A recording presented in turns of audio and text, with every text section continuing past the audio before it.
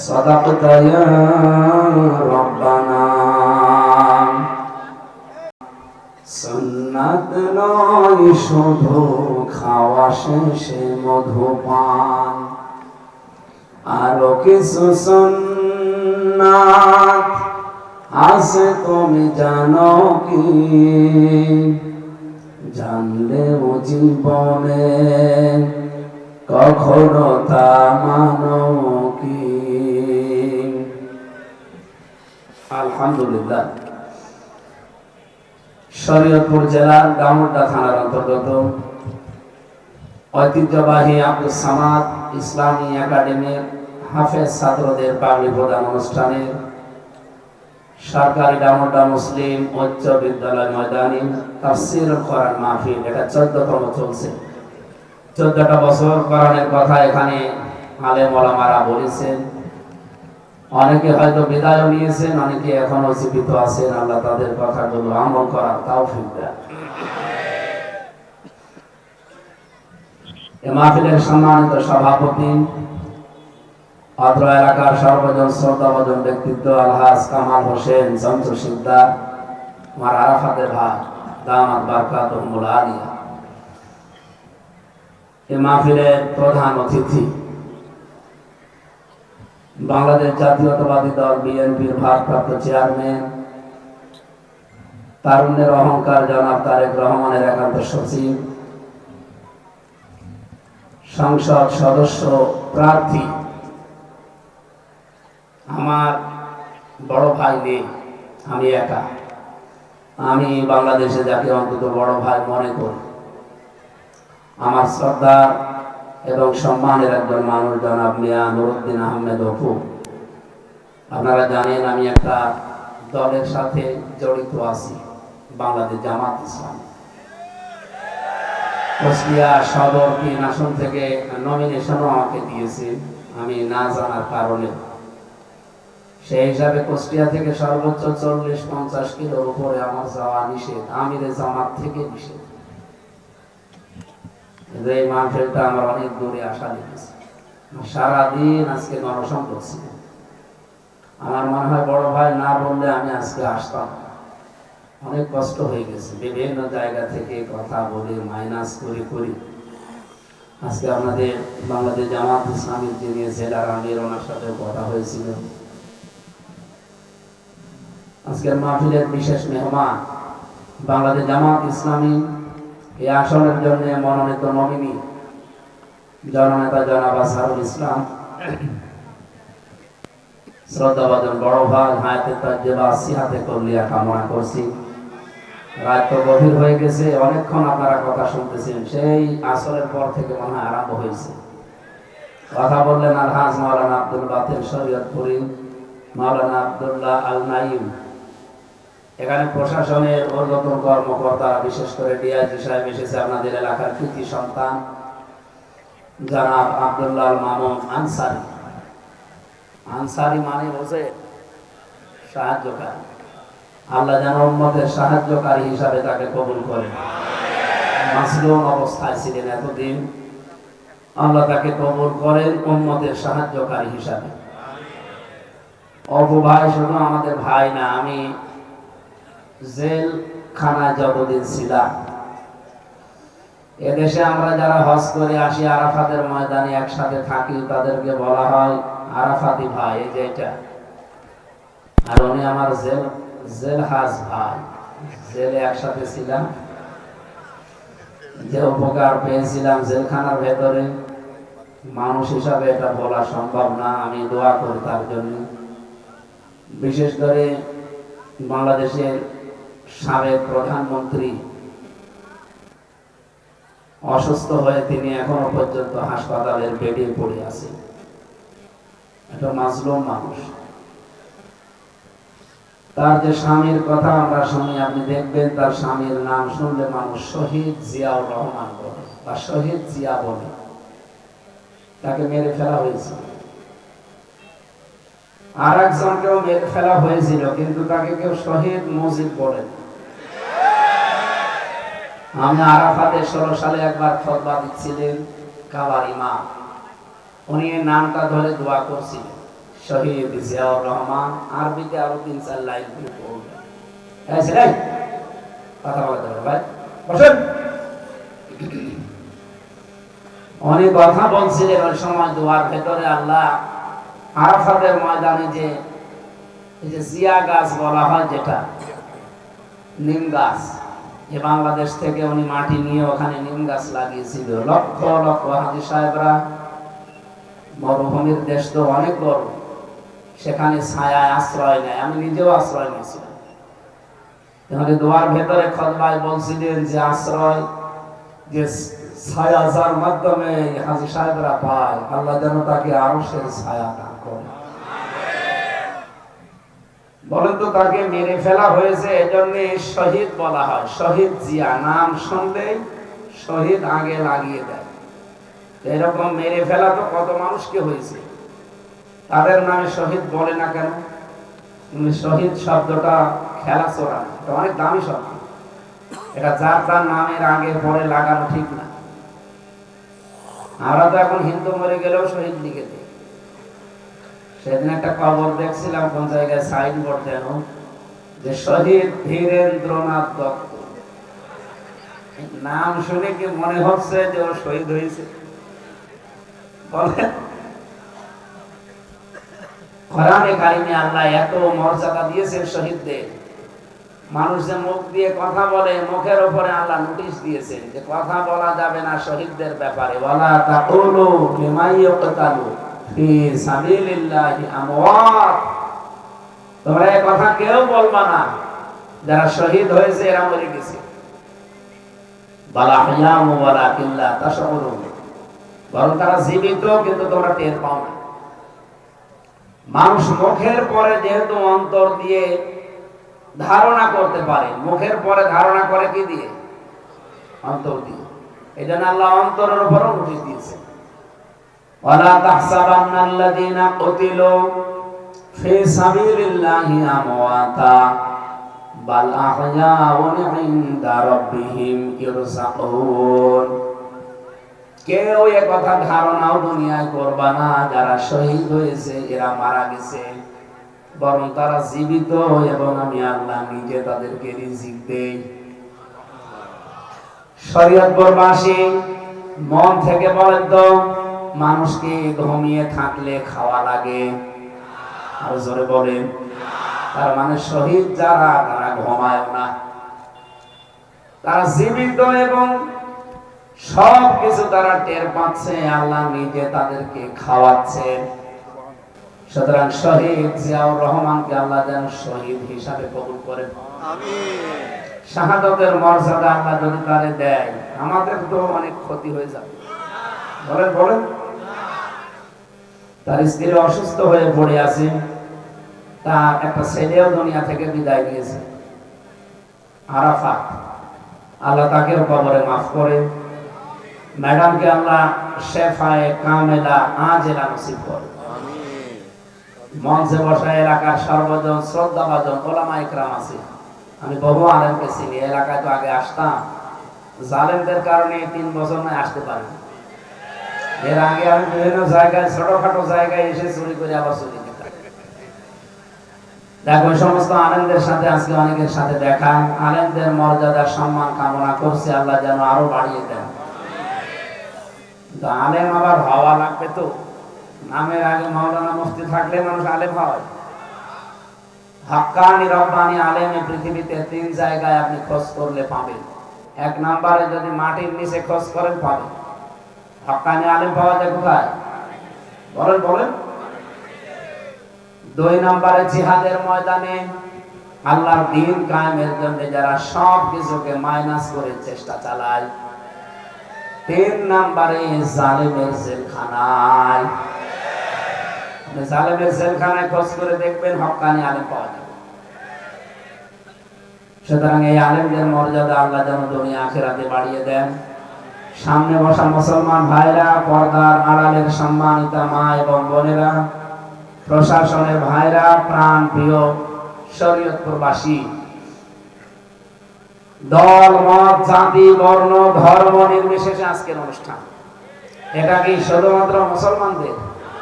হাদা বায়ানুল লিন্নাস হুদাল লিন্নাস। মানুষ পদবাচ্যে যারা বিবেচিত তাদের জন্য আজকের অনুষ্ঠান। সুতরাং অন্য ধর্মের মানুষও যদি এই জেলায় থাকে, আমার মনে হয় আছে, অন্য ধর্মের যারা আছেন তাদেরকে ওয়েলকাম জানাচ্ছি, আসেন কোরআন শুনতে। কারণ এটা যদি কেউ মন থেকে একটু ভালোভাবে আয়ত্ত করে, আপনাকে আমি মুসলমান হওয়ার জন্য বলছি না, শুধু আপনি পড়বেন। আমার বিশ্বাস যদি একটু মন লাগান আপনার পরিবর্তন হতে পারে। আমি কলেজের এক অধ্যাপক বিসিএস ক্যাডার, যশোরে বাড়ি, ওনারে বলেছিলাম যে স্যার আপনার মুসলমান হওয়া লাগবে, আপনি শুধু আমাদের ধর্মীয় গ্রন্থ কোরআন শরীফ একটু বুঝে পড়বেন, আপনি তো আরবি পারেন না, বাংলা অথবা ইংরেজিতে পড়বেন। ওনার একটা ভাষণ দিয়েছিলাম, আমি মালয়েশিয়া থেকে নিয়ে এসেছিলাম, ওনারে বললাম যে পড়বে। 3 মাস পরে আমি আপনাকে জিজ্ঞাসা করি, 3 মাস পরে কল দিলাম, স্যার কি অবস্থা? আমারে বলছে মাওলানা আমি মুসলমান হয়ে গেছি। মুসলমান হয়ে গেছি, আপনাকে তো আমি জোর করিনি, আপনাকে শুধু পড়তে বলেছিলাম। উনি আমারে বলছে পুরাটা আমি ইংরেজি ভাষণ শেষ করে বাংলা শেষ করে সূরা হজের 73 নাম্বার আয়াতটা আমি 50 বার পড়েছি। আয়াতটা যত পড়ি তত আমার ভেতরে আন্দোলন শুরু হয়। আমি দেরি করতে পারতাম, আপনার কাছে যে সেই কুষ্টিয়ায় আমি মুসলমান হতাম, আমার মন আর মানে নাই যে দেরি হয়ে যাবে। যশোর কুষ্টিয়ায় 100 কিলোমিটার, এত দেরি করা সম্ভব না। আমার ইমাম সাহেবের কাছে আমি অলরেডি মুসলমান হয়ে গেছি। ওনারে বলছিলাম আপনি কি বুঝলেন? উনি আমার এইভাবে বলছিলেন, ইয়া আইয়ুহান নাস গরিবা মাসালুম ফাসতামিউ লা। আরবি তো পারে না, শিখেছে এখন আস্তে আস্তে। উনি বাংলাতে আমারে বলছিলেন, হে মানব মণ্ডলী, এখানে আল্লাহ পাক শুধু মুসলমানকে ডাক দেননি, ডাক দিয়েছে হে মানব মণ্ডলী। বলেন তো হিন্দু কি মানুষ না? বলেন বলেন। খ্রিস্টানরা মানুষ না? পৃথিবীর সব মানুষকে আল্লাহ এই নাস শব্দের ভেতরে উল্লেখ করে দিয়েছেন। নাস মানে, জবাব দেওয়া লাগবে জানলে, নাস মানে কি? আরো জোরে বলেন।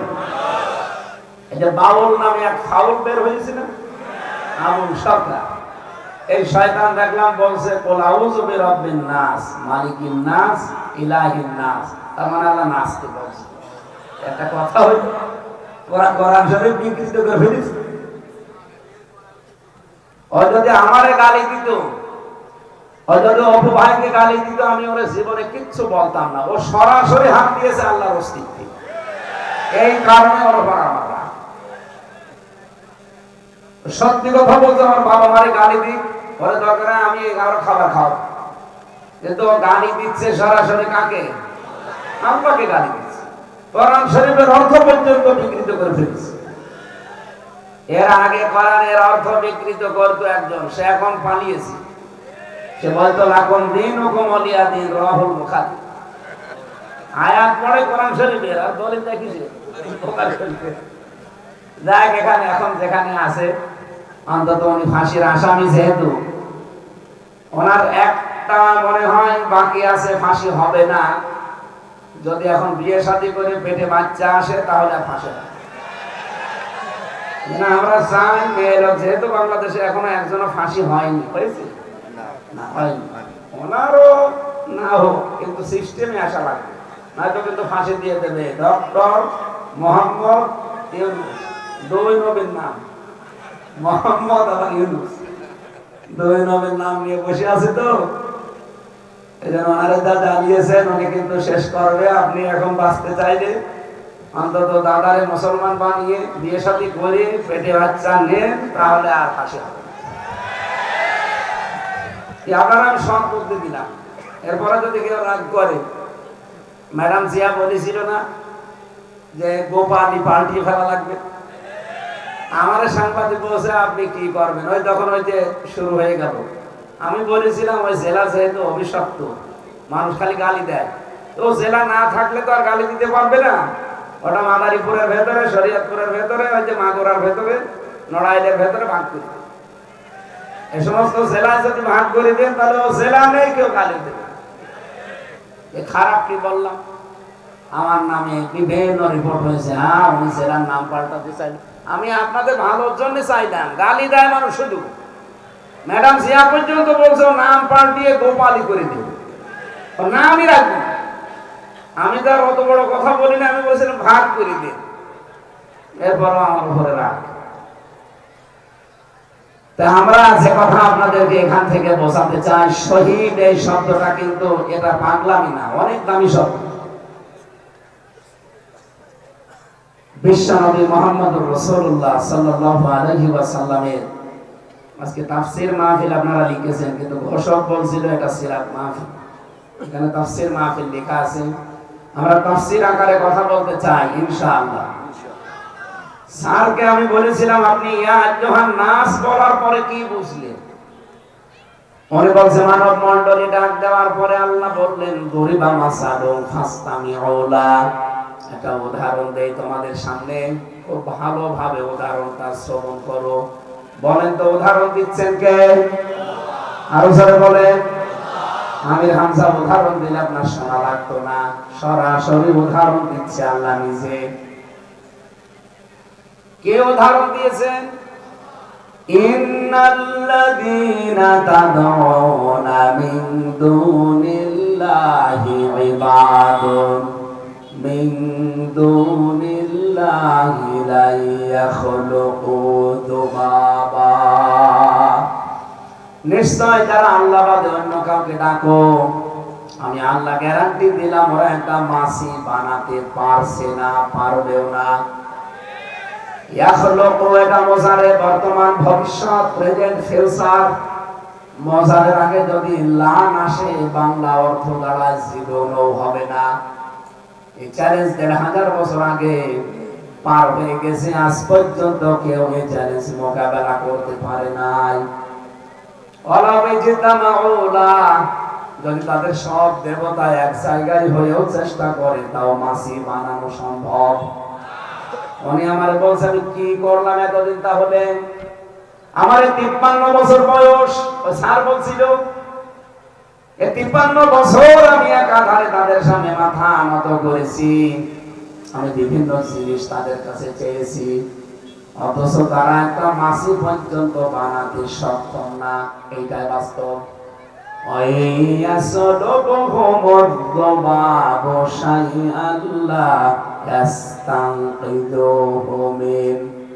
এমনকি মাছি যদি তাদের কাছ থেকে কিছু ছিনিয়ে নেয়, সেটা আটকাতেও পারে না। আমি কি করেছি আমার বিবেক থাকার পরও এতদিন? কতই না দুর্বল যারা ডাকে এবং যাদেরকে ডাকা হয়। আল্লাহ আমাকে তো দুর্বল বলেছে, যাদেরকে ডাকি তারাও দুর্বল। এই কথাটা আমার মনের ভেতরে বারবার ধাক্কা দিয়েছে। আসলে তো ঠিক হচ্ছে না। আমার 2টা হাত আছে, আমি ধরতে পারি, আমার 2টা পা আছে, আমি চলতে পারি, অথচ যাদের সামনে আমি মাথা নত করি তার 8টা 10টা করে হাত, তার 2টা করে পা, তারপরও সে দাঁড়াতে পারে না। বাঁশ দেওয়া লাগে, বাঁশ দেওয়া লাগে না? 2টা পা আমার মতো থাকার পরেও বাঁশ দিয়ে খাড়া করে রাখা লাগে, আবার হাত আছে 10টা, ধরতে পারে না। আমি কেন মানুষ হয়ে এর সামনে মাথা নত করবো? এই জন্য আমার বিবেকটা রায় দেয়নি। এখন আমার স্ত্রী আর আমার 2টা ছেলে মেয়ে আছে, তাদেরকে নিয়ে আসার চেষ্টায় আছি। স্ত্রী আমাকে জানিয়েছে, আওয়াজ আমার কানে লাগবে। কোথায় আওয়াজ দিয়েছে?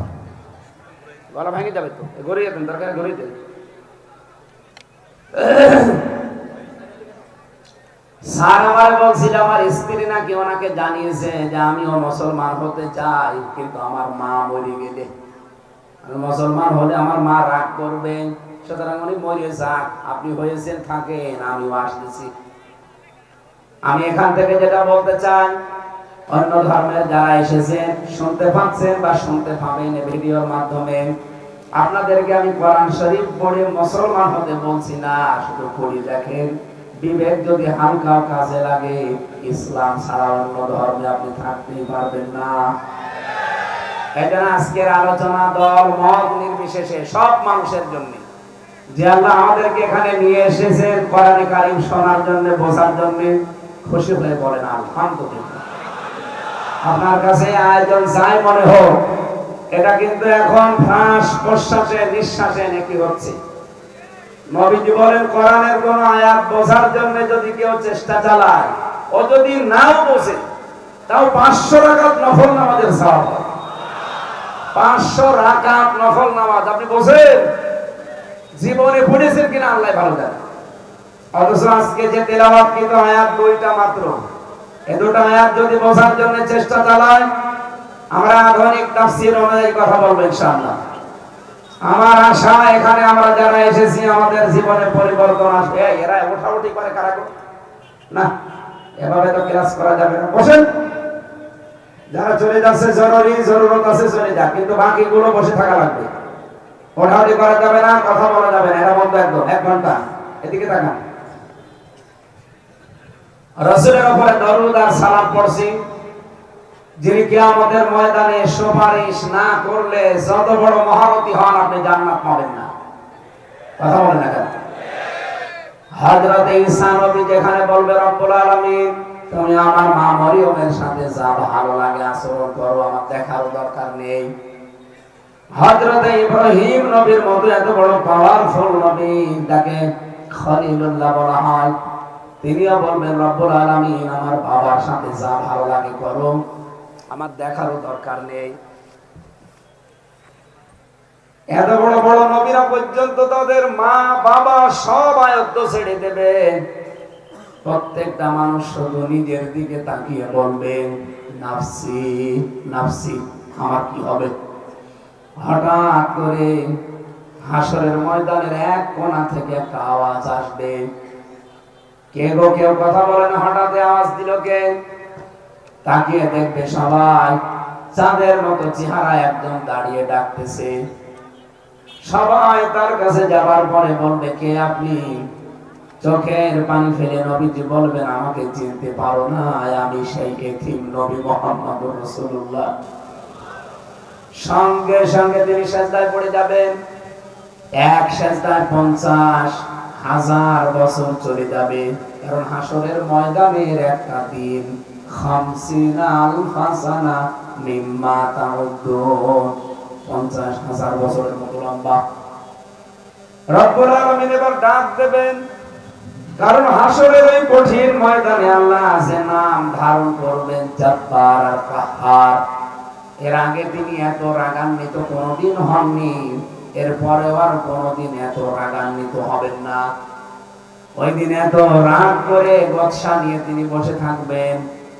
নবীজি সেজদায় পড়ে আছে, 50,000 বছর পরে ডাক দেবেন আমার আল্লাহ, এবার হাবিব আপনাকে আমি কাউসারের মালিক বানিয়েছি, আপনাকে আমি মাকামে মাহমুদ দিয়েছি, জান্নাতের দরজা আপনি ছাড়া খোলা হবে না, এমনকি আপনি প্রবেশ করার আগে জান্নাতে কেউ যেতেও পারবে না।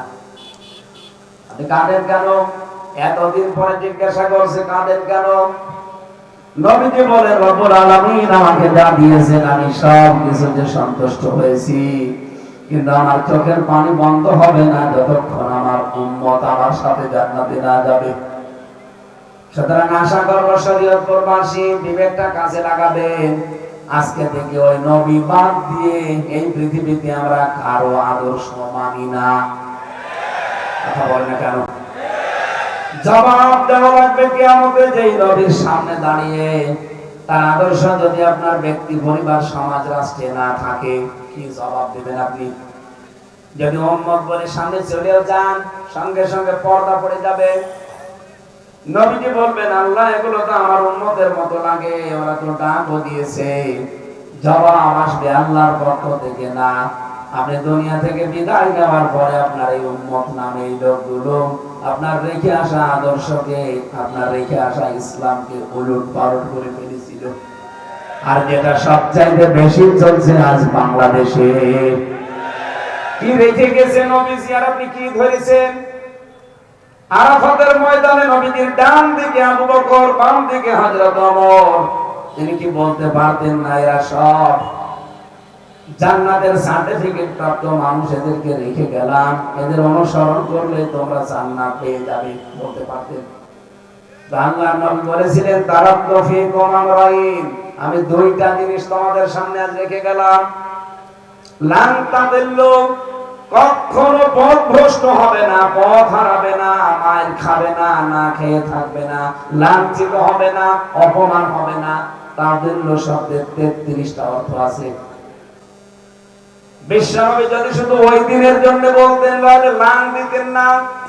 তাদিল্লু এটা মজারে, এর আগে যেহেতু লান দিয়েছেন বিশ্বনবীর কথা, তার মানে কথাটা আল্লাহর নবীকে দিয়ে আল্লাহ বলাচ্ছেন। কারণ নবীজি কোনদিন কোন কথা বলেন না যতক্ষণ আল্লাহ তাকে বলতে না বলেছেন। নবীজি গ্যারান্টি দিচ্ছেন যে দুইটা জিনিস রাখলাম, তোমরা যদি সত্যি আঁকড়িয়ে ধরতে পারো কোনদিন তোমরা না খেয়ে থাকবে না, মায়ের খাবে না, অপমান হবে না, পথভ্রষ্ট হবে না, পথ হারাবে না। কিতাবুল্লাহি ওয়া সুন্নাতু রাসূলিহি, আল্লাহর কিতাব রেখে গেলাম তোমাদের সামনে, আর আমার সুন্নাহ, আমার আদর্শ। শরীয়ত প্রবাসী একটা প্রশ্নের জবাব দেন। এখন যদি আপনি মারা যান, কবরে যাওয়ার পরে যদি ফেরেশতারা জিজ্ঞাসা করে আপনারে মার রব্বুকা ওয়া মান নাবিয়্যুকা ওয়া মা দীনুকা, এই যে প্রশ্ন হবে কবরের ভেতরে কয়টা? আরো জোরে বলেন বলেন। সারা জীবন আমিও পড়েছি এটাই। কবরে প্রশ্ন 4টা হবে। প্রথম প্রশ্নই আপনাকে জিজ্ঞাসা যদি করে মার রব্বুকা, তোমার রব কে? আপনি যদি বলেন রব্বি আল্লাহ, আমার রব আল্লাহ। 2 নম্বরে যদি বলে মা দীনুকা, তোমার জীবন ব্যবস্থা বা দিন ধর্ম কি? আপনি যদি বলেন দীনুল ইসলাম। 3 নম্বরে একজনকে দেখিয়ে বলা হবে মান হাযার রাজুল, এই লোকটাকে। আপনি যদি বলেন যে হাযা নবিয়ুনা মুহাম্মাদুর রাসূলুল্লাহ, মুহাম্মদ সাল্লাল্লাহু আলাইহি সাল্লাম, সঙ্গে সঙ্গে ফেরেশতারা 4 নাম্বার প্রশ্ন এটা করবে, যেগুলো বললে তুমি এগুলো পেয়েছো কোথায়? আপনাকে বলা লাগবে যে আমি কোরআনে পড়েছি। আপনি যদি কোরআন বাদ দিয়ে পৃথিবীর কোন কিতাবের নাম বলেন যে আমি অমুক কিতাবে পেয়েছি, ফেরেশতারা ওই কিতাব চিনে না। কথা বলেন, পৃথিবীর কোন কিতাবের সাথে ফেরেশতাদের সম্পর্ক নেই। ফেরেশতারা শুধু একটা মাত্র কিতাব চেনে, আল্লাহর কোরআন। এজন্য 4 নাম্বার প্রশ্নের জবাবে যারা কোরআনে পেয়েছি এ কথা বলতে পারবে না, তারা ধরা খাবে।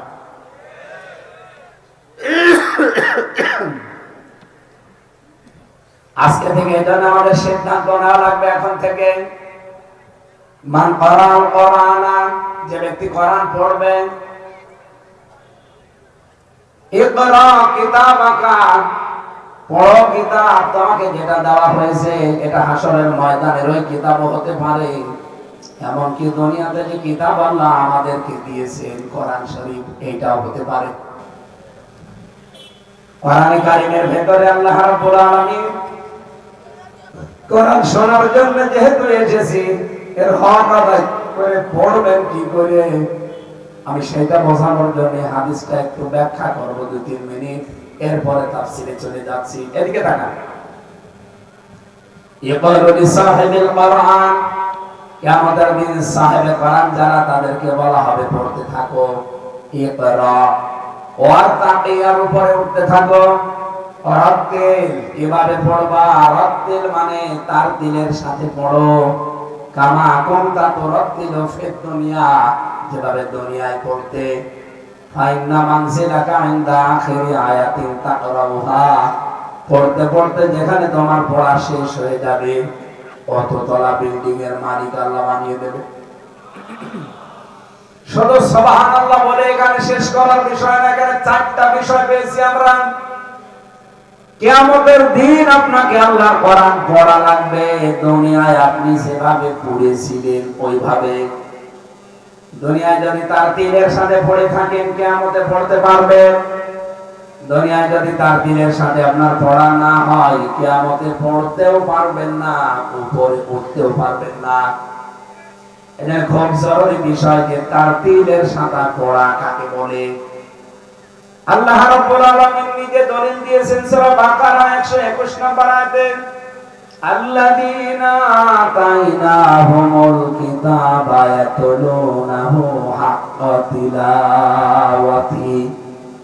আধুনিক বিশ্বে এখন যারা মুফাসসির আছে তারা হক আদায় করে তেলাওয়াতের চারটা অর্থ দিয়েছে। শরীয়তবাসী এটা খুব খেয়ালের বিষয়। আপনি দুনিয়াতে যদি এই চারটা হক আদায় করে কোরআন পড়তে পারেন, কিয়ামতের দিন এক এক আয়াত পড়লে আপনাকে আল্লাহ উপরে তুলে দেবে। শর্ত কয়টা? আরো জোরে বলেন, বলেন বলেন। এক নম্বরে পড়লে আপনাকে শুদ্ধ করে পড়া লাগবে।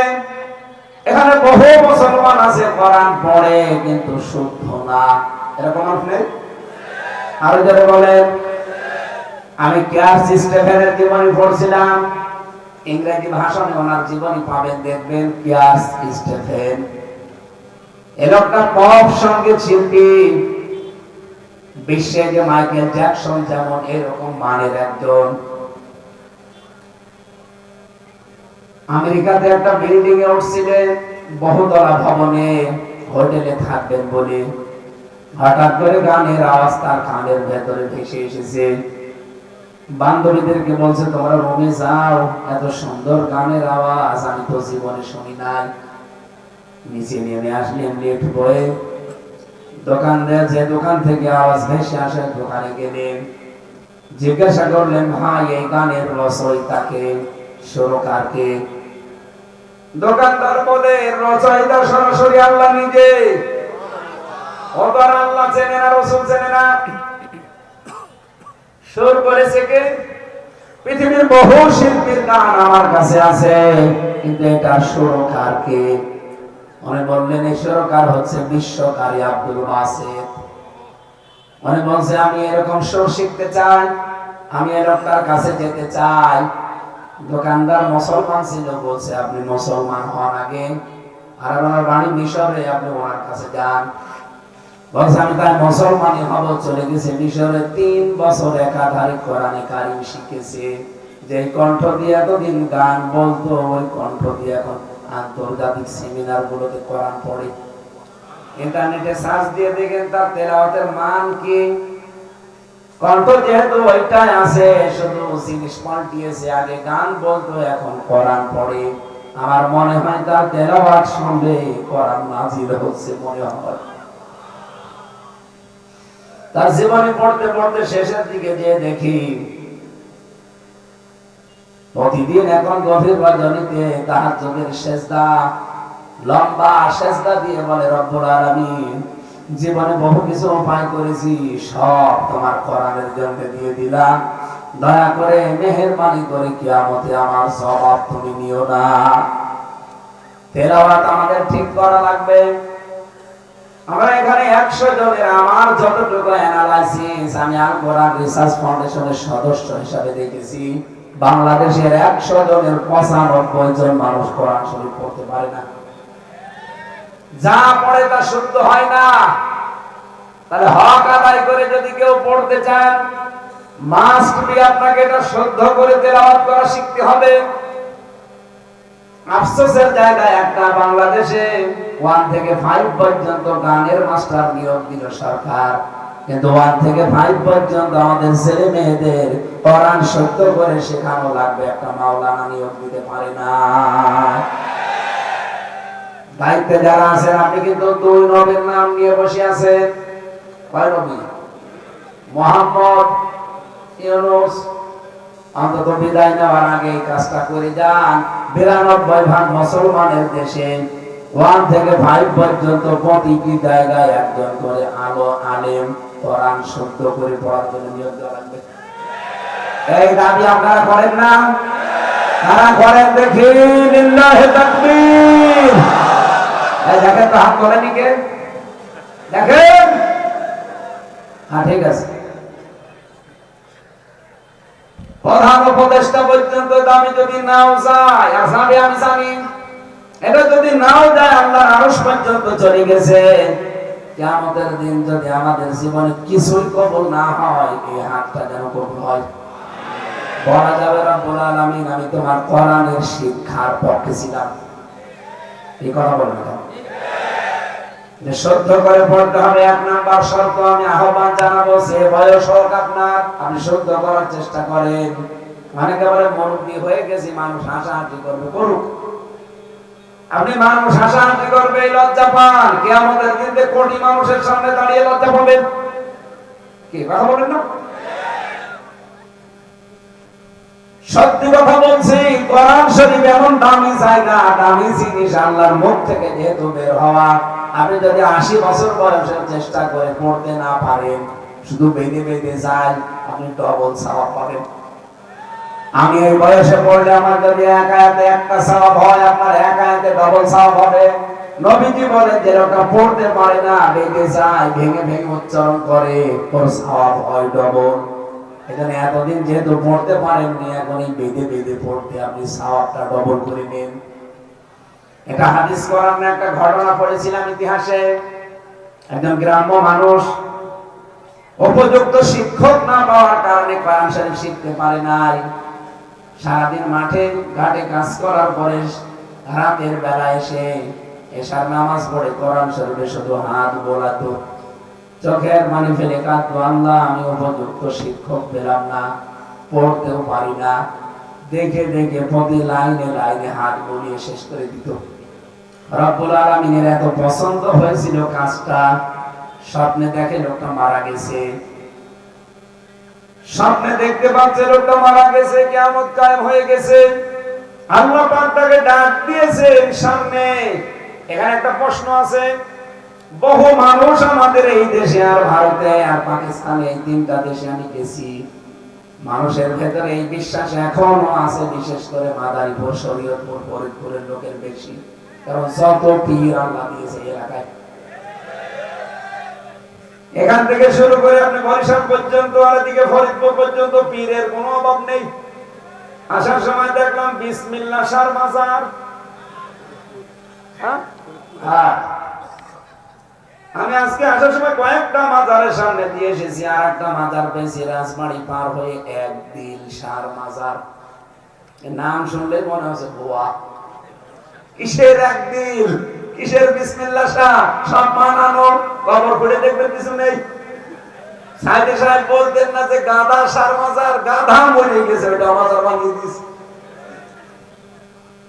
আমি যেটা এখান থেকে বলতে চাই, এই সমস্ত ভণ্ড পীর নামে কলঙ্কেরা দেশের মুসলমানদের ইমানের দুর্বলতার সুযোগ নিয়ে এদেরকে বিশ্বাস জন্মিয়েছে যে কিয়ামতের তো চিন্তা নেই, আমি আছি। কিয়ামতের দিন এক একজন পীর নাকি লক্ষ লক্ষ মুরিদ নিয়ে উঠবে, এটা ডাহা মিথ্যা কথা। কিয়ামতের দিন প্রতিটি মানুষ আল্লাহর সামনে দাঁড়াবে একা একা। কয়টা করে বলেন বলেন? কিয়ামতের দিন একা একা দাঁড়াবেন আপনি আল্লাহর সামনে, কেউ থাকবে না। এটাকে আমি বানালাম। অকুল্লুহুম আতিহি ইয়াউমাল কিয়ামাতি ফারদা। সূরা মারইয়াম 16 নম্বর পারা 10 নম্বর পৃষ্ঠা 15 নম্বর লাইনের শেষ নাম্বার রুকুর 95 নম্বর আয়াতে আছে। তাফসীরে ইবনে কাসিরে পাবেন। আল্লাহ বলেন কিয়ামতের দিন আমার সামনে তোরে একা দাঁড় করাবো, কেউ থাকবে না। সুতরাং যারা মিথ্যা কথা ছড়িয়েছেন যে কিয়ামতে আমার বাবা জান, আমার পীর সাহেব লক্ষ লক্ষ মুরিদ নিয়ে মিছিল দিতে দিতে আসবে, এটা ডাহা মিথ্যা কথা। এটা কোরআনের আয়াতের সাথে মিলে না। বলেন তো, কোরআনের সাথে না মিললে ওটা কি সত্য কথা? বলেন বলেন। সুতরাং আপনাকে ওঠা লাগবে কিয়ামতে কয়জন? আরো জোরে। স্রেফ একা দাঁড়াবেন আপনি। মনে করেন মামুন ভাইকে আল্লাহ ডাক দেবে কিয়ামতের সামনে, নিজের সামনে দাঁড় করাবে, জিজ্ঞাসা করবে আমার জীবন সম্পর্কে এই এই কাজগুলো করেছিলি। যে দুনিয়ার সময় জানে যে সব আল্লাহর জানা আছে, আমার আগে পরে পেছনে সামনে সব আল্লাহ আগে জানে, আমি মিথ্যা বলবো কি করে? মাথা নিচু করে স্বীকৃতি দেবে, আল্লাহ আমি করেছি, আমার ভুল হয়ে গেছে। তার কাকতি মিনতি দ্বারা চেহারার দিকে তাকিয়ে আল্লাহর দয়া লাগবে, ওই দিকে তাকিয়ে গোপনে বলবে তোরে মাফ করে দিলাম, কাউকে বলবি না, জান্নাতে চলে যা। আল্লাহ যেন একটা সহজ হিসাব আমাদের সবার জন্য ব্যবস্থা করে দেন, বলেন আমিন। কিয়ামতের দিন যেহেতু প্রতিটি মানুষকে একা একা উঠতে হবে, সুতরাং কারো উপরে ভরসা করে লাভ, বলেন বলেন। সব বাদ দেন। এই লোকটা কিয়ামতের দিন একা দাঁড়িয়েছে আল্লাহর সামনে, স্বপ্ন দেখতেছে। আল্লাহ ডাক দিয়ে বলছে, বান্দা তোর জীবনের কাজটা আমার খুব ভালো লেগেছে। উপযুক্ত শিক্ষক না পাওয়ার কারণে পড়তে পারিস না, কিন্তু প্রতিদিন আমার কোরআনের উপরে হাত বুলিয়েছিস। এই দৃশ্যটা আমার ভালো লাগার কারণে আমি তোরে মাফ করে দিলাম। এদের যে বয়সে থাকেন আপনাকে আমি উদ্বুদ্ধ করছি, মরণের আগে হলেও আল্লাহর কালাম শেখা লাগবে, শুদ্ধ করে চেষ্টা চালাবেন ইনশাআল্লাহ। 2 নম্বরে, এটা শুধু পড়লেই হবে না, শুদ্ধ করে এটা বুঝতে হবে। এই বোঝার মতো পরিবেশ বাংলাদেশে কম না বেশি? নেই। কম মানে লালন গবেষণাগার আছে বাংলাদেশে, লালন কত মন গাঁজা খেয়েছে গবেষণা করে। লালন গবেষণাগার, লালন একাডেমি পর্যন্ত বানায়, অথচ কোরআনের একটা আয়াত নিয়ে গবেষণা করে সেখান থেকে তথ্য নিয়ে আসা লাগবে, এরকম কোন সেন্টার দেশে নেই। অথচ 92% মুসলমান আমরা। কথা বলেন না কেন? আমরা চাই আগামীতে এই সিস্টেম যেন আরো ব্যাপক হারে তৈরি হয়। আমরা কোরআনে কারিম বুঝতে চাই। আল্লাহর কসম করে বলছে, পুরা কোরআন শরীফ আপনি তাফসীর না, শুধু একবার যদি মাতৃভাষায় পুরাটা পড়েন, একটু যদি বোঝেন, আপনাকে পিটিয়েও কেউ এই দেশে শিরিক করাতে পারবে না। আপনি করে দেখেন। সুতরাং এটা বোঝার চেষ্টা করতে হবে, এটা হক, কোরআনের 2 নম্বর শর্ত। 3 নম্বরে শুধু বুঝলেই হবে না, যতটুকু বুঝেছেন কতটুকু মানা লাগবে। আজকে বলেন, শরীয়ত প্রবাসী আমার এই কথার জবাব দেওয়া লাগবে। আমি যতটুকু বুঝি, আজহার ভাই যতটুকু বোঝে, অপু সাহেব যতটুকু বোঝে, বাংলাদেশের যে অবস্থা বলেন তো আমরা অতটুকু মানতে পারি? বলেন বলেন। আমরা তো ওইটাই চাই। এবার আমি যতটুকু বুঝি কোরআন, অতটুকু ব্যক্তি, পরিবার, সমাজ, রাষ্ট্রে মানতে চাই।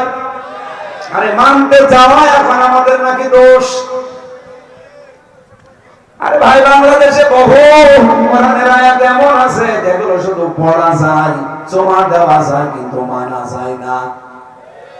যেমন সুদের, জেনার, চুরির আয়াতগুলো কোরআনে নেই। আপনি পড়লেই মনে করেন সওয়াব হবে, ওটা আমিও জানি, কিন্তু সারা জীবন যদি ওয়াজ নসিহত করা হয় চুরি করলে হাত কেটে দাও, এটা জীবনেও পারা যাবে না, এটা রাষ্ট্র আইন লাগবে। জেনা করে যে আপনি সারা জীবন পড়বেন, জীবনেও আপনি রায় দিতে পারবেন না। আমি যখন জেলে গিয়েছিলাম 20 সালে, আমার গ্রামে একটা জেনার ঘটনা ঘটেছিল কুষ্টিয়ায়। স্বামী বিদেশে আছে, ওই মহিলা একজনের সাথে লাইন করে জেনা করে ফেলেছে। এলাকার লোকজন ধরেছেও। আমার কাছে সকালে এসে বসে রায় দেন, রায় মানে ফতোয়া দেন। আমি ফতোয়া দিয়ে দিলাম যে জেনা যদি সত্যি করে আর দেখে 4 জন থাকে, তাহলে তার সঙ্গে সারের বিধান, যেহেতু বিবাহিতা। এমন ফতোয়া পর্যন্ত শেষ। বললাম যেহেতু এই দেশে করার আইন চলে না, এ ফতোয়া আবার কার্যকর করি না, তাহলে ওই মহিলাকে কার্যকর করার আগে পুলিশ আমার ধরে নিয়ে যাবে। হয়তো পুলিশ বসে আছে, পুলিশ আমার ধরে নিয়ে যাবে, দরকার নেই, থাক। এরপরে জেলে চলে গেলাম। 3 বছর পরে বের হয়ে দেখলাম গ্রামের লোক 2 ভাগ। এক ভাগ ওই যে রাগ করে আছে যে হুজুর শুধু পড়তে পারে, রায় দিতে পারে না। রায় দিয়ে আমি বাঁচতাম। কথা বলে না কেন? রায় দিয়ে বাঁচতাম যদি কোরআনের আইন এই দেশে রাষ্ট্রীয় ভাবে কায়েম থাকতো। বলেন। এই জন্যই তো মাথায় দড়ি দিয়ে, এবার মাথায় মানুষে গামছা পেতে লেগেছি যে এইটা কি করে সংসদে কায়েম করা যায় সেই ব্যবস্থা করবো। আমরা যতটুকু পড়ি অতটুকু যদি মানতে পারি, তাহলে 3 নাম্বার শর্ত আদায় হয়। 4 নাম্বারটা কি? আপনি শুধু নিজে পড়বেন, নিজে বুঝবেন, নিজে মানবেন হবে না, এটা যেন জনগণ মানতে পারে সেই ব্যবস্থা করে দেওয়া লাগবে। এই ব্যবস্থা করতে গেলে কারো কাছে রাজনীতি মনে হয়, এই ব্যবস্থার কথা বলতে গেলে কারো কাছে মনে হয় যেটা ধান্দাবাজি, দুনিয়ার কাজ। আমি 25 জন নবীর দোয়া পড়েছি কোরআন শরীফে। 25 জন নবী দোয়া পড়েছে, শুধু আদম নবী বাদ দিয়ে। প্রতিটা নবীর দোয়ার ভেতরে রাষ্ট্রের কথা ছিল। আমি ডিআইজি সাহেব সহ যারা শিক্ষিত মানুষ আছেন তাদেরকে বলছি বাড়িতে মিলাবেন। হযরত সুলাইমান নবী আল্লাহর কাছে দোয়া করেছিলেন, এটা সূরা সাদের 35 নম্বর আয়াতে আছে, ক্বালা রাব্বি গফিরলি ওয়া হাবলি মুলকান লা ইয়ানবাগি লি আহাদিন মিন বা'দি ইন্নাকা আনতাল ওয়াহ্হাব। সুলাইমান নবী দোয়া করছেন, হে আমার রব, আমাকে মাফ করে দেন, আমাকে এমন একটা রাষ্ট্র ক্ষমতা দান করেন যে আমার পরে আর কাউকে এমন ক্ষমতা দেবেন না। ইন্নাকা আনতাল ওয়াহ্হাব, নিশ্চয় আপনি মহাদাতা। হযরত ইউসুফ নবী দোয়া করলেন, ক্বালা রাব্বি জাআলনি আলা খাযাইনিল আরদি ইন্নী হাফিজুন আলীম। সূরা ইউসুফের 55 নম্বর আয়াতে পাবেন। ইউসুফ নবী বলেছেন, বাদশা আপনি আমাকে খাদ্যের দায়িত্ব দেন, খাদ্য মন্ত্রণালয়ের দায়িত্ব আমারে দেন, আমি এই বিষয়ে ভালো বুঝি এবং এই বিষয়ে সংরক্ষণকারী আমি ভালো। মুহাম্মদ রাসূলুল্লাহ দোয়া করলেন, ওয়াজআলনি মিন লাদুনকা সুলতানান নাসীরা। সূরা বনী ইসরাঈলের 80 নম্বর আয়াতের শেষের অংশে আছে 15 নম্বর পারা 8 নম্বর পৃষ্ঠা 15 নম্বর লাইনের শেষ শব্দ এটা। উনি বললেন, রব্বুল আলামিন আমাকে রাষ্ট্র ক্ষমতা দান করেন যার ভেতরে আপনার সাহায্য থাকে। আমার প্রশ্ন, এরকম 25 জন নবীর দোয়া পেয়েছি, শুধু আদম নবীরটা বাদ দিয়ে। আদম নবী বলেছিলেন, রব্বানা যালামনা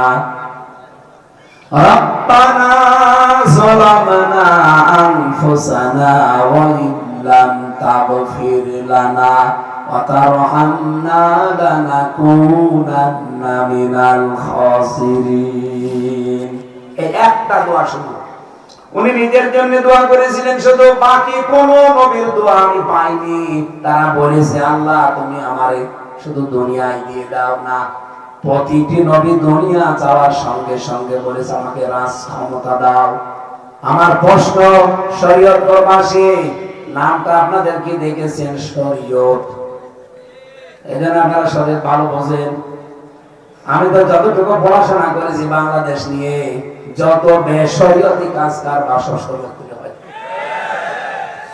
আমার কাছে জানি না, যত বেশরীয়তি কাজ কারবার এই জেলায় বেশি, এমনকি ন্যাংটা পীরও এই জেলায়। আমি একবার এসেছিলাম সে 18 সালে, ওই দিকে কোন থানা জানো? না না, এখানে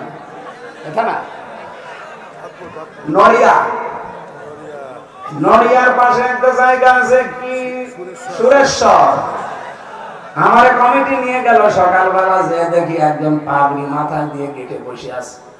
দেখে মনে করলাম এত ভালোই লাগে। আমারে বলছে, হুজুর আমার মাথায় পাগড়ি, তাতে কি? ভেতরে যে বাবা আছে, ও বাবা কিন্তু ঠিকই ন্যাংটা। আমি ভেতরে যে আস্তাগফিরুল্লাহ নাউযুবিল্লাহ যে বলেছি, চোখ মোটা করে তাকিয়ে বলছে, হুজুর ঘৃণা করবেন না, ভেতরে মাল আছে। আমি সবাই বলেই ফেলেছি, মাল যা আছে সব দেখা যাচ্ছে। নতুন কোন মাল দেখা হবে? মাল তো সবার আছে। ওকে মাল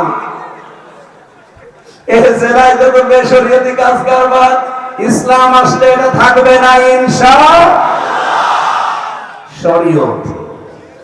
শরীয়তের বিধান এখান থেকে চালু হবে ইনশাআল্লাহ।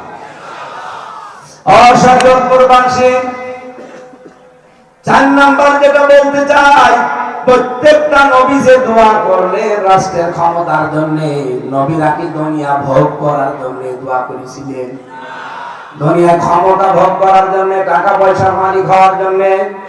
আরো জোরে বলেন কেন?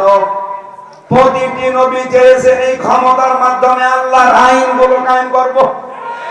আমরা আল্লাহর কসম এটা চাই। আমি দুনিয়া সবচেয়ে বেশি বুঝে ফেলেছি জেলখানায় না গেলে আমি এত বুঝতাম না। পৃথিবীর জমিনটা পুরা ধোঁকা, খেলতামাশা, পুরা ধোঁকা, খেলতামাশা, ছলনা ছাড়া কিচ্ছু না। আল্লাহর ভাষা, ওমাল হায়াতুদ দুনিয়া ইল্লা মাতাউল গুরুর। পৃথিবীর জমিনটা ছলনা, খেলতামাশা, ধোঁকা। কে বলছে? আমি এটা ওই 3 বছরে আরো বেশি বুঝেছি। এজন্য দুনিয়ার প্রতি এখন আস্তে আস্তে আমার আকর্ষণ আগের চাইতে অনেক কমে গেছে। এখন আমার একটাই ধান্দা, কি করে আল্লাহর জমিনে তার বিধান কায়েম করা যায়। এমনকি টাকা পয়সা অর্থ সম্পদের প্রতি আমার কোনো এখন আর মোহ আস্তে আস্তে কেটে গেছে। আমি গর্ব কি, আমার 3টা মেয়ে, আমি যা কর্ম কামাই সব খাবে আমার জামাই।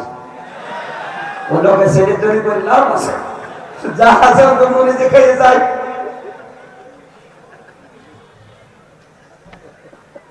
আমার মেন কথায় 4 নাম্বারটায় আমি যতটুকু শুদ্ধ করে পড়েছি, যতটুকু বুঝেছি, যতটুকু মানতে পারি, এবার আমি চাই যতটুকু আমি মানি এই জমিনের সবাইকে মানাতে চাই।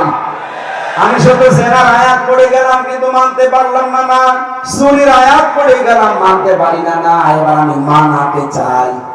এটা যদি কারো কাছে রাজনীতি মনে হয় হোক, এখন বলেন না কেন, কারো কাছে যদি মনে হয় এটা দুনিয়ার কাজ হোক, এইটাই আমার আসল কাজ। আমি চাই সবাই যেন আল্লাহর বিধান মতো মেনে শান্তি পায়।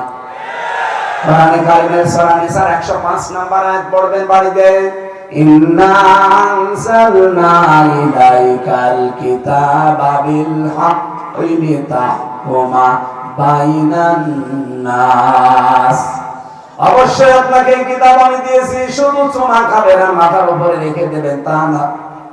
দিয়েছি এই জন্য এখানে সত্যের বিধানগুলো দেওয়া আছে, লিতাহকুমা বাইনান নাস, যেন আপনি মানুষের ভেতরে ন্যায় বিচার কায়েম করতে পারেন। এই 54 বছর স্বাধীন হয়েছে বাংলাদেশটা, কোরআনের এই আয়াতটা যদি ওই 71 সালে যেদিন সংসদ গঠন হয়, ওই দিন যদি আয়াতটা সংসদে কায়েম হয়ে যেত, আল্লাহর কসম আমার 3 বছর জেল খাটা লাগতো না, অপু সাহেবের 7 বছর জেল খাটা লাগতো না। এটা লেগেছে শুধু দেশের ন্যায় বিচার না থাকার কারণে। আপনি বলেন কোন অপরাধে আপনি আমার আটক করে রাখলেন? রিমান্ডে এমন কোন টর্চার নেই আমার উপরে, আমি তো নিজে দেখেছি, সাক্ষী। আমার মাথার চুল থেকে পায়ের তালু পর্যন্ত 1 ইঞ্চি জায়গা বাকি নেই। যতভাবে রিমান্ডে অত্যাচার করা যাবে সব করেছে, আমি বসতে পারি না সব জায়গায়। এই যতগুলো জুলুম অত্যাচার নির্যাতন সব এক মহিলার কারণে। এমনি হাসিনার উপরে রাগ হয়, সত্যি কথা বলছে, আমার রাগ এমনি না, এই কারণে। কোন কারণে আপনি 3টা বছর রেখে দিলেন, আর যাদেরকে দায়িত্ব দিয়েছিল সবগুলো গোপালী, মনিরুল ইসলাম, আসাদুজ্জামান, আব্দুল মান্নান, এই সবগুলো লাইনে দেখে দেখে আল্লাহর ওলিদের পাঠিয়েছে, যারা আলেম বিদ্বেষী। এর ভেতরে একটা হিন্দু পেয়েছিলাম, এর আচরণটা একটু ভালো, মানে রাজবাড়ি। বাকি একটা অফিসার আমি ওই রিমান্ডে যে 10 দিন ছিলাম, একটা অফিসার ভালো পাইনি, খালি গালি দেয় আমাকে, আল্লাহর তারা বল ধরে। অশরীয়তবাসী, আমি আবার বলছি, এটা কিন্তু রাজনৈতিক বক্তব্য মনে করে মান খারাপ করবেন না। আমি চাই জমিন আল্লাহর বিধান, এখানে আল্লাহর চলবে। তাহলে আর বিনা কারণে মিথ্যা মামলায় মিথ্যা সাক্ষীর কারণে জেল খাটা লাগবে না। বাংলাদেশটা আমরা একটা মিনি জান্নাত বানিয়ে ফেলতে চাই। আল্লাহ বলেন মানুষের ভেতরে ন্যায় বিচার কায়েম করবা এই কোরআন দিয়ে। কিভাবে করবা? বিমা আল্লাহ, যেভাবে আল্লাহ তোমাকে দেখিয়েছে। কিভাবে দেখিয়েছে আল্লাহ? এর ভেতরে 500 আইন আছে, আল্লাহ দেখিয়ে দিয়েছেন। ওয়ালা তাকুল্লিল খাইনিনা খাসিমা, সাবধান, যারা বিশ্বাসঘাতক তাদেরকে আপনি অনুসরণ করবেন না। এই আয়াতের প্রমাণে যারা কোরআনের আইনে জমিনে কায়েম হক চাই না, তারা আল্লাহর কাছে বিশ্বাসঘাতক। এরকম বিশ্বাসঘাতক এখানে নেই। তারা চান না আল্লাহর এই জমিনে আল্লাহর কোরআন চলুক। হাত তোলেন তো।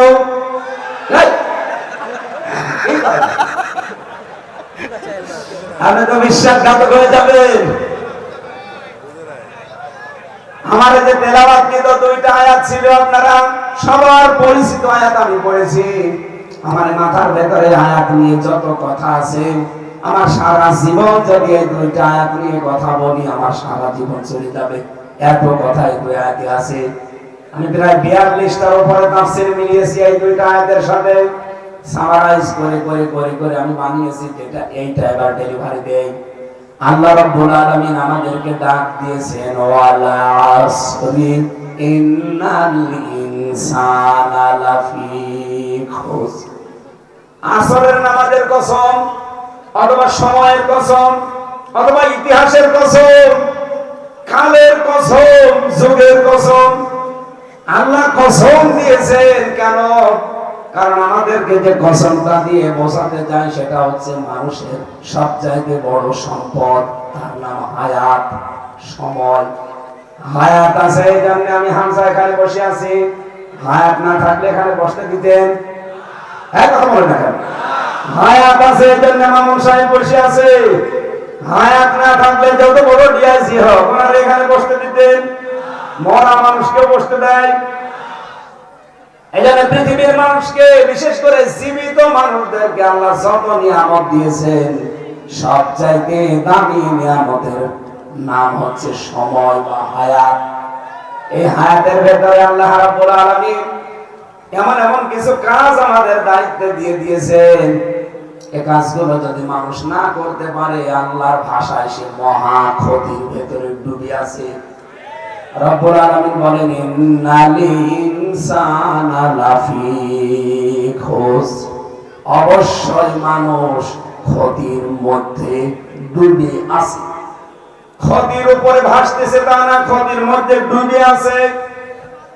এই বাংলাদেশে একটা আজব সিস্টেম আমরা দেখি। আল্লাহ বলেন ক্ষতির ভেতরে মানুষ ডুবে আছে, আমরা দেখি বহু মানুষ লাভকে ক্ষতি মনে করে আর ক্ষতিকে লাভ মনে করে। মনে করেন আজকে আসার ভাই পরীক্ষা দিয়েছে, ম্যাট্রিক পরীক্ষা, পরীক্ষার হবে লিখতেছে, শুধু নাম লিখেছে আর রোল নাম্বার, একেবারে সাদা খাতা। হেড স্যারের কাছে এসে বলছে নেন। স্যার বলছে কিছুই তো লেখনি। বলছে স্যার কি লিখবো? মাজার দিকে তাকান, তাকিয়ে দেখে কি নল। নল জানি এ দেখে বলছে যে বাবা তুই চলে যা, তোরা লেখা লাগবে না, তোর মার ঠিক পেয়ে যাবি। রেজাল্ট যেদিন বের হয়েছে ওইদিন দেখা যাচ্ছে পেয়েছে 100-র ভেতরে 90। ওনার মা বাবা খুশি, আত্মীয় স্বজন সবাই খুশি যে ছেলে একটা কোনদিন ক্লাসে যায় না, লেখাপড়া করে না। শুনলাম নাকি শুধু নাম আর রোল নাম্বার লিখেছে, এতেই নাম্বার কত? আরো জোরে বলেন। শরীয়ত প্রবাসী তামাম পৃথিবীর মানুষ যদি বলে ওনারে সফল, আপনার বিবেক থাকলে আপনাকে বলা লাগবে উনি বিফল। আরো জোরে বলেন। আমাদের ঝন্টু সাহেব পরীক্ষা দিয়েছেন, কারোটা দেখে না, কারো লেখে না, শুধুমাত্র যতটুকু যোগ্যতা লিখেছে, নকলও করে না, কাউকে দেখায়ও না। শেষ পর্যন্ত পরীক্ষার রেজাল্ট বের হয়ে পেয়েছে মাত্র 33। কত? মানে 10 পাস। ওনার মা বাবা নারাজ, ওনার ভাই বোন নারাজ যে করলি কি, এত কষ্ট করে তোর পেছনে শ্রম দিলাম, প্রাইভেট পড়ালাম, ও না পড়ে 100-র ভেতরে 90 পায় আর তুই 33। তামাম পৃথিবীর মানুষ যদি ওনারে বলে ব্যর্থ, ওনারে দিয়ে কিচ্ছু হবে না, বিবেক থাকলে আপনারে বলা লাগবে ওইটাই সফল। আরো জোরে বলেন। আরেকজন পরীক্ষা দিয়েছে, যে আমার সাথে এসেছে আমানুল্লাহ, ও পরীক্ষা দিয়েছে, আগের রাতে প্রশ্ন হাতে পেয়েছিল, এখানে মন মতো করে সব সাজিয়ে সাজিয়ে নকল লিখেছে। এমনকি ক্লাসে গিয়ে হল রুমে বই নিয়ে নোট নিয়ে মনের মতো লিখতেছে, দাড়ি কমা ফুল স্টপ, কোনো কিছু বাদ নেই। ওখানে প্রশ্ন চেয়েছে 10টার ভেতরে 5টার উত্তর দাও, যেহেতু আগের রাতে প্রশ্ন পাওয়া আর বই দেখে লিখতেছে, এখানে 10টার ভেতরে 10টাই লিখেছে। পরীক্ষার রেজাল্ট বের হওয়ার পরেও পাইছে কত? 100-র ভেতরে 150। লোকজন জিজ্ঞাসা করছে স্যার ও ছাত্র যত ভালো হোক, ওনা 100-র ভেতরে 99 বা 100 পেতে পারে, 100-র ভেতরে 150 পায় কি করে? স্যার বলছে ও ছেলে পায়, আমি করবো কি? কারণ লেখা তো ওর না, ওর হাতের লেখা তো আমি চিনি, ওকে আগের রাতে লোক দিয়ে লিখেছে।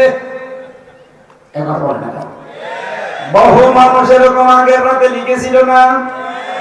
আমরা তো সফল মনে করতাম। 100-র ভেতরে 100 দেখা লাগবে আল্লাহ এখানে বিধান আছে কিনা আর রাসূলের তরিকা আছে কিনা। বহু মানুষ আন্দাজে একটা ভালো কাজ আরম্ভ করে নিয়েছে, মনে তাহেরি ভাইয়ের মতো হো হো ভালো কাজ। আপনাকে দেখা লাগবে হু হু আল্লাহর আইন নাকি এবং এর ভেতরে রাসূলুল্লাহর তরিকা আছে কিনা। যদি পেয়ে যান তাহলে এইটা ভালো কাজ, আল্লাহর বিধান আছে কিন্তু রাসূলের তরিকা নেই, ওইটা ভালো কাজ না। এই যে রোজা রাখা মনে করেন আল্লাহর আইন, কিন্তু হিন্দুরাও তো রোজা রাখে, খ্রিস্টানরাও রোজা রাখে, ইহুদিরাও রোজা রাখে। আপনি বাইরের দেশগুলোতে যান, আমি ইহুদিদের সাথে মিশে দেখেছি ওরা রোজা রাখে, খ্রিস্টানরাও রোজা রাখে, হিন্দুরা তো রাখে, মা বাবা মরে গেলে উপোস থাকে, ওটাও রোজা মনে করে ওরা। বিধান আল্লাহর আছে কিন্তু তরিকা রাসূলুল্লাহর নাই, এজন্য এটা ইবাদত হবে। আরো জোরে বলেন, অথবা সাওবিল হাক্কি, হকের দাওয়াত দেওয়া লাগবে মানুষকে। এই পৃথিবীতে এখন সবচাইতে বড় কঠিন কাজ হকের দাওয়াত দেওয়া। যত হক কথা কোথায় আছে বলেন তো? এই কোরআনের দাওয়াত মানুষকে দেওয়া লাগবে। এটা দিতে আসলে বাধা বিপত্তি আসবে, অথবা সাউবিস সাবরি, ধৈর্য ধারণ করে ওভারকাম করা লাগবে। এই চারটা গুণ যারা দুনিয়ায় অর্জন করতে পারবে তারা এই মহা ক্ষতির সমুদ্র থেকে আল্লাহ তাদের বাঁচিয়ে দেবে। বলেন সুবহানাল্লাহ। বুখারী শরীফের হাদিসটা যে পড়লাম, এটা নিয়ে বাংলাদেশে একটা ভেজাল পেয়েছি আমি। হযরত আবু সাঈদ খুদরি থেকে বর্ণিত, তিনি বলেন, তোমাদের ভেতরে কেউ যদি অন্যায় কাজ দেখে সে যেন হাতের দ্বারা ওটা বন্ধ করে দেয়, পাল্টিয়ে দেয়। 2 নম্বরে হাত দিয়ে যদি না পারে সে যেন মুখ দিয়ে প্রতিবাদ করে ওটা বন্ধ করার জন্য, পাল্টানোর জন্য। 3 নম্বরে ফাইল্লাম ইয়াস্তাতি ফাবি কলবিহি, ও যদি মুখে পারে না, হাতেও পারে না, সে যেন অন্তরে ঘৃণা করে। ঠিক আছে না? ঠিক না? ঠিক না? আমি বলছি এটা ঠিক হয়নি, আমি যা বললাম এটা ভুল হয়েছে। ফাইল্লাম ইয়াস্তাতি ফাবি কলবিহি, সে যেন অন্তর দ্বারা ঘৃণা করে। এখানে তো সে শব্দ নেই। ঘৃণা করার আরবি হচ্ছে কারাহা ইয়াকরাহু, সে শব্দ তো এখানে নেই। কোথায় পেলেন আপনি? এই বিকৃত অর্থের কারণে আজ বাংলাদেশে অন্যায় বন্ধ হয় না। ভালো করে খেয়াল করেন, নবীজি বললেন ফাইল্লাম ইয়াস্তাতি ফাবি কলবিহি, সে যেন অন্তর দ্বারা ঘৃণা করে। আমরা অর্থ বানিয়েছি, কিন্তু বাংলা অর্থ আপনি পেলেন কোথায়? কারাহা, সে শব্দই তো নেই।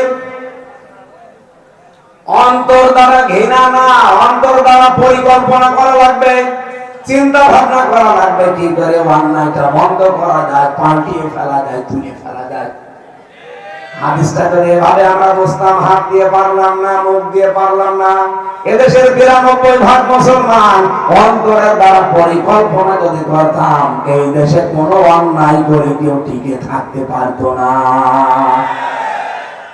সুতরাং আমাদের উচিত হবে হক কথার দাওয়াত দেওয়া এবং এই হকের উপরে টিকে থাকতে গিয়ে যদি বাধা বিপত্তি আসে সর্বোচ্চ ধৈর্য ধারণ করে পরিচয় দেওয়া। আল্লাহ মহা ক্ষতি থেকে এই 4 দফা কর্মসূচি ফর্মুলা মেনে চলে আমাদেরকে যেন বাঁচিয়ে দেন। বলেন আমিন। সময়টা মা বোন যারা বসে আছে, হাজারো মেয়ে লোক বসে আছে, শুধু নামাজ পড়া, রোজা রাখা, কালো বোরকা পরা ইবাদত না। নবীজি বলেন যে মহিলার ভেতরে 4টা গুণ পাওয়া যাবে, জান্নাতের 8টা দরজা আল্লাহ খুলে রাখবে। ইদা নাসারা ইলাইহা সাররাতুহু, যখন তার স্বামী বাইরে থেকে এসে তার দিকে তাকাবে তখন সে স্বামীকে আনন্দ দেবে, খুশি করবে। ওয়াইদা গাবানা হাফিজাতুহু, স্বামী যখন বাইরে যাবে তখন স্বামীর সম্পদ, স্বামীর সন্তান আর নিজের ইজ্জত হেফাজতে রাখবে। 3 নম্বরে স্বামীকে আল্লাহর দ্বীনের উপরে চলার জন্য সাহায্য করবে, খাদিজাতুল কুবরার মতো সহযোগিতা করবে। 4 নম্বরে স্বামী যেটা পছন্দ করে ওটা যদি জায়েজ হয়, আবার বলছি, স্বামী যেটা পছন্দ করে ওটা যদি জায়েজ হয়, জীবন থাকতে ওই মহিলাকে মানা লাগবে। স্বামী পছন্দ করে, কিন্তু ওটা জায়েজ না। স্বামী না স্বামীর বাপ পছন্দ করলে মানা যাবে না। কথা বলছেন? স্বামী পছন্দ করছে একটা হারাম কাজ করতে, কিন্তু আল্লাহ রাসূলের অবাধ্য হয়ে স্বামী হয় হারাম কাজ। স্বামী একা না, স্বামী 14 বংশ বললেও আপনাকে মানা যাবে না। আমার কথা বোঝা গেছে না? এই যে 4টা শব্দ বললাম, নবীজি বলেন এই 4টা গুণ নামাজ রোজা পর্দার পাশাপাশি যদি আদায় করতে পারে কোন মহিলা। আবার বলছে স্বামী বাইরে থেকে আসলে তাকে খুশি করা, আনন্দ দেওয়া। মেয়েদের আসল কাজ স্বামী বাইরে থেকে আসলে দুনিয়া সব কিছু বন্ধ করে দিয়ে স্বামীকে সময় দেওয়া। কিন্তু অধিকাংশ মহিলা এটা করে না। ও টিভি দেখা নিয়ে, মোবাইল দেখা নিয়ে ব্যস্ত। স্বামীর এই গুরুত্বহীনতা দিন দিন পরকীয়া প্রেম বাড়িয়ে দেয়। এলাকায় পরকীয়া প্রেম নেই, আমি যতটুকু জানি এটা এই স্ত্রীর উদাসীনতার কারণে। 2 নম্বরে স্বামী বাইরে গেলে স্বামীর সম্পদের, স্বামীর সন্তানের আর নিজের ইজ্জত আবরুর হেফাজত করা লাগবে। বহু মহিলা স্বামী বাইরে গেলে দিন পায়, মনে হয় যে আল্লাহর রাস্তা পেয়েছে। 3 নম্বরে স্বামী যখন দিনের কাছে থাকবে তাকে আপনি আরো পেছন দরজা দিয়ে খাদিজাতুল কুবরার মতো সাহায্য করবেন, সহযোগিতা জানাবেন যতটুকু আপনার সামর্থ্য আছে। 4 নম্বরে স্বামী যেটা পছন্দ করছে দেখবেন এটা জায়েজ কিনা। যদি জায়েজ হয় জীবন থাকতে আপনাকে মেনে চলা লাগবে। এই 4টা কাজ আল্লাহ ফাতেমাতুজ জাহরার মতো আমার মেয়েদেরকে করার তৌফিক দাও, বলেন আমিন। আল্লাহুম্মা আমিন। ربنا آتنا في الدنيا حسنة وفي الآخرة حسنة وقنا عذاب النار